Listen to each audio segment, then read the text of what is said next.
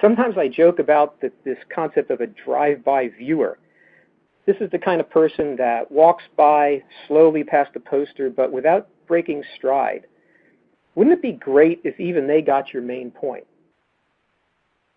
So having laid out those two objectives, again, engaging people in conversation and getting your main point across, how can you improve the chances of attaining those objectives?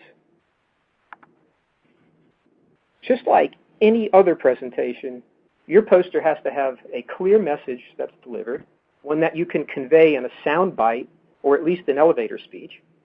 It needs to be highly visual, by which I mean that the focus is on the images and the graphics rather than the text.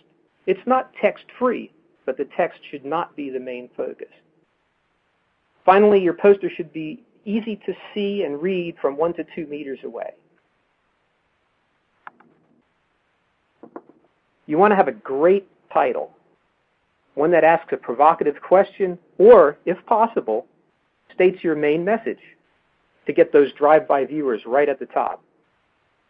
A column format, usually 3 columns in a landscape orientation, makes a poster easy to read. Think about newspaper columns, how narrow they are, how easy it is to move your eye down the columns over to the next columns. I recommend using recognized headings like introduction, objectives, and methods. Things that help viewers quickly find what they want. Because remember, people are not all looking for the same thing. Then we get a bit into aesthetics. You're looking to create a poster that's attractive, that has a balance of text and graphics, and that has some white space to provide some visual relief, to guide the organization, and to avoid that feeling that someone gets when they look at something that's dense and they think, I don't even want to bother with that. That's not what you want to do with your poster. You can minimize text by using sentence fragments. This is the place to use sentence fragments and drop all those connector words and things that aren't needed in a poster venue. Use first-person active voice.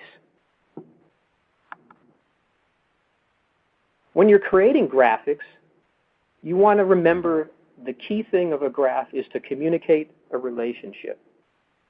Okay? Not to provide detailed information about exact numeric values. So you want to take the kinds of things that typically come out of Excel and other packages that are trying to help people understand these precise numeric values with things like grid lines, that have stuff like gray backgrounds and markers and fake 3D, lines and bars, and overly detailed axes. There's a acknowledged expert in visualizing complex data named Edward Tufte, that's T-U-F-T-E. He calls a lot of this stuff chart junk. What you want to do is spend 5 minutes, that's all it takes in Excel, to clear out anything that doesn't convey the relationship and change a graph like this into a much simpler graph like this that focuses on what you're trying to tell the people instead of trying to make it look falsely fancy.